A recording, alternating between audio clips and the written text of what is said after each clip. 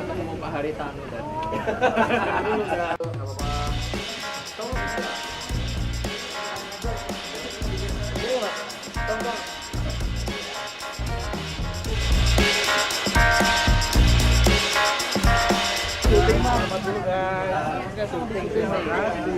Ketemu Pak Haritanu tadi.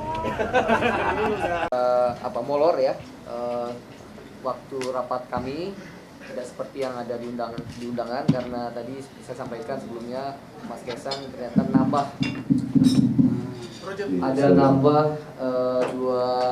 syuting dua episode ya Mas ya. Iya. Dari Molor. Saya jawab, Pak. Untuk sekarang belum ada ketua parpol yang menghubungi atau dari partai-partai lain untuk menghubungi. Soalnya 2 hari yang lalu nomor saya emang ganti. Jadi emang nggak ada yang tahu nomor saya. Dan kebetulan tadi juga saya sudah bertemu dengan Pak Haritanu. Saya juga sudah meminta waktu beliau untuk nanti kami dari PSI sowan ke Partai Perindo. Oh, ya karena kebetulan tadi saya syuting di tempatnya Pak Haritanu. Ya jadi paling dekat kan. Kebetulan ketemu.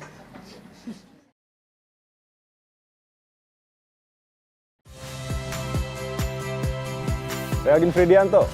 Saksikan terus program-program Kompas TV melalui siaran digital, pay TV, dan media streaming lain. Kompas TV, independen, terpercaya.